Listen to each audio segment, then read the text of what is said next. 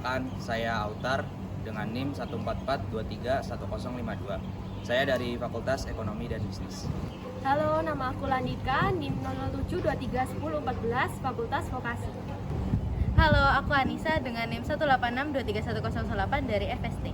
Halo, nama aku Maira dengan NIM 431231053 dari Fakultas Vokasi. Halo, perkenalkan nama saya Tiara dengan NIM 123231031 dari Fakultas Ilmu Budaya. Halo, nama aku Diki dengan NIM 123231030 dari Fakultas Ilmu Budaya. Halo semuanya, perkenalkan nama aku Naura dengan NIM 186231007 dari FST. Indonesia memegang julukan sebagai paru-paru dunia dan merujuk pada data Badan Informasi Geospasial atau BIG pada tahun 2022. Luas hutan di Indonesia mencapai 102,53 juta hektar dan melihat pada data tersebut terjadi pengurangan total luas tutupan hutan Indonesia sekitar 1,33 juta hektar atau 0,7% jika dibandingkan dengan data tahun 2018. Menurut data yang sama, pengurangan banyak terjadi di Pulau Kalimantan. Berdasar pada laporan Sistem Terintegrasi Neraca Lingkungan dan Ekonomi Indonesia 2018-2022, yang menurut Badan Pusat Statistik, pengurangan tersebut terjadi karena beberapa faktor, yakni peristiwa alam, penebangan hutan, serta reklasifikasi area hutan menjadi non-hutan. Monokultur dalam konteks reboisasi mengacu pada praktik penanaman satu jenis spesies tanaman pada area yang luas. Ini sering dilakukan dalam upaya pemulihan lahan yang terdegradasi, seperti bekas lahan hutan yang telah ditebang atau terbakar. Meskipun metode ini memiliki beberapa manfaat seperti kemudahan dalam pengelolaan dan peningkatan efisien ekonomi, monokultur juga memiliki beberapa kelemahan yang signifikan. Manfaatnya terdiri dari efisiensi operasional dan skala ekonomi. Kemudian untuk kelemahannya sendiri yaitu kerentanan ekologis, penurunan keanekaragaman hayati, dan degradasi tanah. Reboisasi itu sangat penting dalam menjaga lingkungan, dikarenakan reboisasi dapat menjaga keseimbangan air, menjaga keanekaragaman flora dan fauna, mengurangi erosi tanah dan banjir, meningkatkan kualitas udara, memperbaiki iklim lokal, serta menghasilkan produk ekonomi seperti kayu, getah, obat-obatan, dan masih banyak lagi. Reboisasi dilakukan dengan cara menanam kembali pohon-pohon yang sudah ditebang atau rusak di area hutan yang masih memiliki potensi untuk ditanami kembali. Hal ini dilakukan agar lahan tersebut kembali menjadi area yang subur dan mampu menunjang keberlangsungan kehidupan hutan. Dalam menentukan jenis bibit tanaman hutan untuk reboisasi, acapkali disamakan untuk semua area. Padahal, tiap lokasi punya karakteristik iklim, jenis tanah, dan fungsi yang berbeda. Pada pola reboisasi intensif, memakai pohon cepat tumbuh sangat cocok dikembangkan di lahan kritis hutan lindung yang memerlukan pemulihan tutupan hutan dengan jarak tanam yang cukup rapat, yakni 3 x 2 meter atau 3 x 1 meter.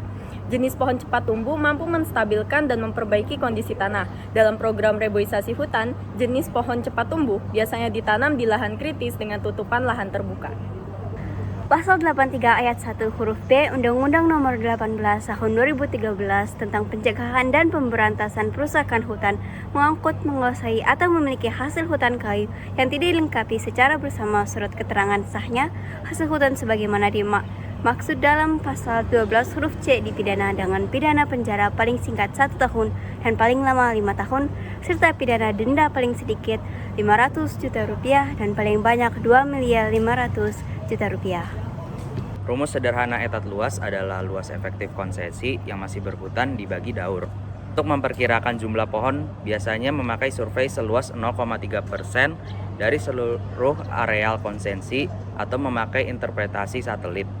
Volume kayu diambil setiap tahun, sehingga jatah pengusahaan tahunan atau JPT sebenarnya lebih rendah daripada jatah tebang tahunan. Mengingat pemanfaatan hutan tak selama mulus, ada faktor-faktor lain yang mempengaruhi volume tebangan, misalnya pembusukan, limbah, pembalakan, dan kerusakan hutan. Gangguan ini disebut faktor eksploitasi atau disingkat FE. Juga ada faktor pengaman yang disebut faktor pengaman atau disingkat FS.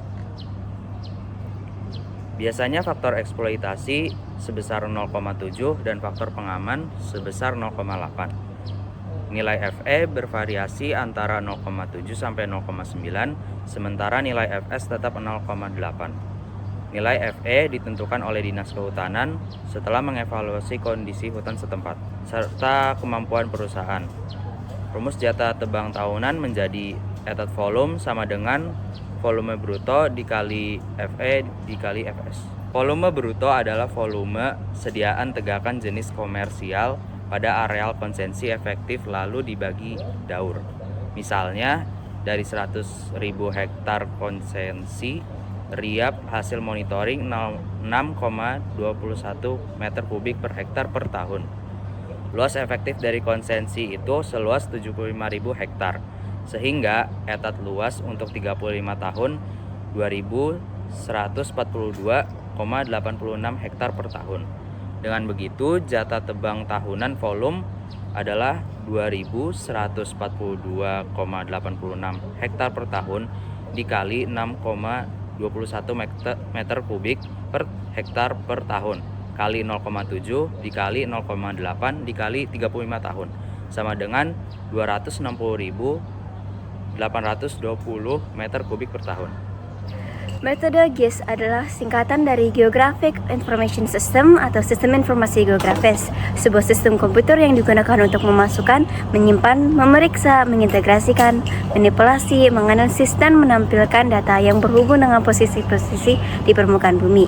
Mesin ini sering digunakan untuk reboisasi.